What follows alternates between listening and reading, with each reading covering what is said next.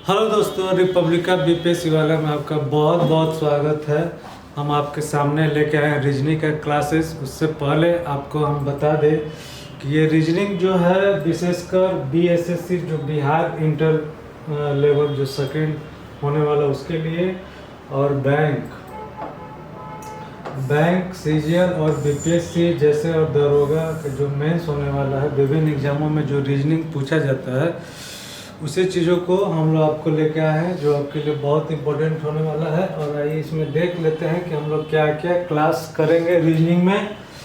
तो देखिए, alpha numeric series है, रीजनिंग एनालॉजी है, आर्टिफिशियल लैंग्वेज है, ब्लड रिलेशन है, कैलेंडर है, कॉज एंड इफेक्ट है, क्लॉक्स है, कोडिंग डिकोडिंग है, क्रिटिकल पाथ है, क्यूब्स एंड क्वाड्स है, data sufficiency, decision making, deductive reasoning, statement analysis, dice, direction और embedded image, figure matrix, input output, mirror water image, और one out picture series and sequence, paper folding, puzzle, pattern series and sequence, order and ranking, setting arrangement, shape construction, statement injection और statement and conclusion और syllogism. ये 30 topic पे class होगा और इसी के अंतर्गत हम लोग विभिन्न क्लासों को लेकर आपके सामने आएंगे। और हम लोग जो रीजनिंग का जो क्लास हम करेंगे, अब देखिए कि बहुत जस्ट मतलब तुरंत शॉर्ट, मतलब आपको एक ट्रिक के साथ आपको रीजनिंग एकदम पेश किया जाएगा, एकदम 1 सेकंड में सॉल्यूशन होगा। आइए हम पहले कुछ डाइस के बारे में हम जान लेते हैं। डाइस का मतलब होता है कि दोस्तों, जैसे हम लोग लूडो आप खेले होंगे, लूडो पे आप देखिए होगा कि जिस तरह का डाइस होता है वो डाइस से ही संबंधित क्वेश्चन है। तो डाइस जो मूलतः होता है 2 तरह का होता है, एक तो होता है स्टैंडर्ड डाइस और एक होता है नॉर्मल डाइस। तो आइए हम इसको कुछ उदाहरण देकर हम आप इसको इस पर हम बता देते हैं कि उदाहरण में जैसे हम नॉर्मल डाइस पढ़ते हैं तो नॉर्मल डाइस में क्या होता है कि जब भी हम पासे को देखते हैं तो उस पर आप देखिए कि जब अगल बगल का 2 साइड का जो अंक है, जैसे यहाँ पे 4 है और यहाँ पर 3 है, दोनों मिलाकर 7 आना चाहिए। अगर वो 7 मानक को पूरा कर रहा है तो समझिए कि वो नॉर्मल डाइस है। जैसे यहाँ पर देखिए 1 है और यहाँ पर है 6 है। तो ये आपका नॉर्मल डाइस की पहचान है। और आगे जो हम दिखाते हैं वो आपको हम दिखा देते हैं कि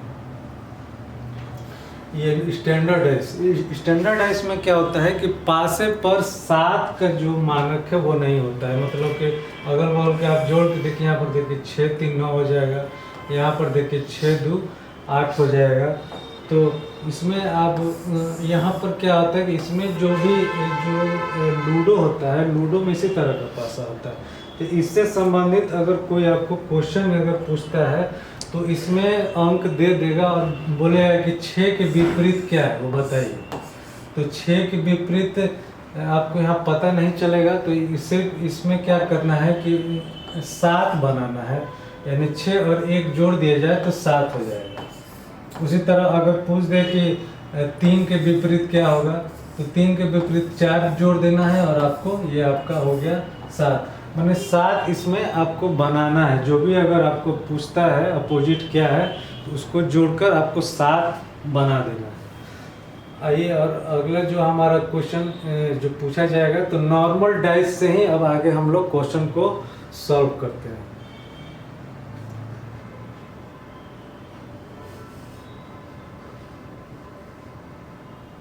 दिए आइए हम लोग पहला क्वेश्चन की तरफ चलते हैं कि दिए गए पासों में 4 के विपरीत संख्या का पता लगाइए। यहाँ पर 2 पासे आपके सामने दिए गए हैं और दोनों में आपको बताना है कि 4 के विपरीत फलक पे कौन सा है। इसका सबसे अच्छा एक शॉर्टकट ट्रिक होता है कि इसमें जो भी अक्षर समान दिया जाता है उसको लेके हम लोग एंटी क्लॉक में घुमा देते हैं। जैसे यहाँ पर देखिए, यहाँ पर इस पासे में 3 समान है और इसमें भी 3 समान है। तो आप देखिए इसको 3 को एंटी क्लॉक घुमा लीजिए, 3 हो जाएगा, 4 हो जाएगा और 6 हो जाएगा। ठीक है, फिर वहाँ पर देखिए तो यहाँ पर देखिए 3 हो जाएगा, 1 हो जाएगा और 2 हो गया। यहाँ पर देखिए, यहाँ पे जो समान होता है उसको हम लोग काट देते हैं और वहाँ पर जो अंक नहीं है वो लिख देते हैं। तो पूछा जा रहा है कि 4 के विपरीत कौन होगा, तो 4 के विपरीत 1 होगा, यहाँ पर ऑप्शन सी होगा। इसी तरह हम लोग अगला क्वेश्चन हम लोग देखेंगे। अगला क्वेश्चन है कि एक पासे के 2 स्थितियां दर्शाएंगे, यहाँ पर 2 के विपरीत संख्या को बताइए। यहाँ पर देखिए, यहाँ पर दोनों पासे में आपको हम एक चीज़ दिखाते हैं कि देखिए यहाँ पर 2 अंक पासा में समान है, यहाँ पर 5 और 1 समान है, यहाँ पर 5 और 1 यहाँ भी समान है। तो जब जिस पासे में 2 समान हो तो वो और आसान हो जाता है। तो उसमें क्या करते हैं कि जो अंक जो भिन्न होते हैं, यहाँ पर देखिए 2 है और यहाँ पर 4 है, तो जस्ट 4 का अपोजिट 2 हो जाएगा और 2 का अपोजिट 4 हो जाता है। तो इसमें यहाँ पर देखिए 2 के विपरीत पूछा गया है, तो 2 के विपरीत हो जाएगा 4, इसलिए इसका 4 आंसर सही होगा। आइए हम लोग अगला देखते हैं। आगे आपको दिया गया है कि 3 पासा दिया गया, 3 में आपको दिखाया कि तीनों पासा में आपको बताना है कि 2 के विपरीत क्या क्या है। तो यहाँ पर देखिए कि कौन सा मिल रहा है 2 अंक का। तो देखिए यहाँ पर 2 अंक हमारे सामने मिल रहा है, यहाँ पर भी मिल रहा है, लेकिन हमको बताना है कि 2 के विपरीत क्या है। तो इसलिए हम लोग 2 वाला चीज़ को लेकर चलते हैं। 2 6 यहाँ पर 3 है, तो यहाँ पे देख लीजिए 3 एक चीज़ मिल रहा है, तो हम लोग यहाँ से 3 को लेकर चलते हैं। तो 3 क्लॉकवाइज इसको हम लोग घुमाते हैं इस तरह, तो 3 हो गया और 2 हो गया और 6 हो गया। यहाँ पर देख लीजिए,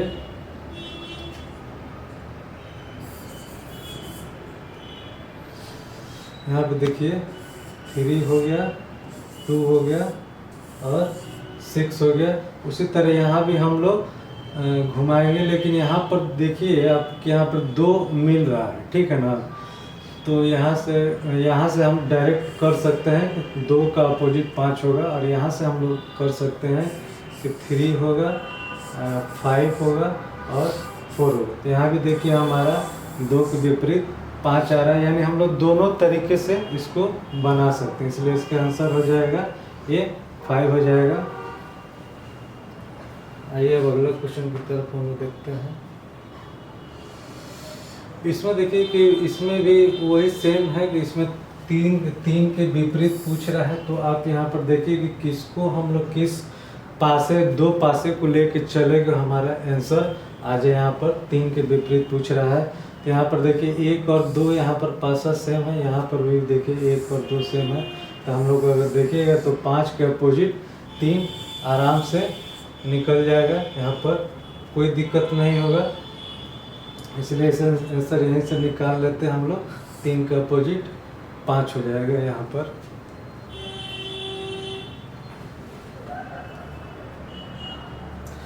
अब यहाँ पर जो पासा दिया गया, इसमें इस चीज़ को बताया जा रहा है कि नंबर ही नहीं, इस मतलब इस तरह का बीटा अल्फा गामा भी आ सकता है। तो यहाँ पर जो प्रतीक चिन्ह पूछ रहा है गामा के रूप में, तो गामा को यहाँ पर देखिए कि कौन सा मिल रहा है। तो यहाँ पर देखिए अल्फ़ा यहाँ पर हो गया, इसको एंटी क्लॉकवाइज घुमा देंगे हम, अल्फ़ा हो जाएगा, यहाँ थीटा हो गया और यहाँ पर बीटा हो गया।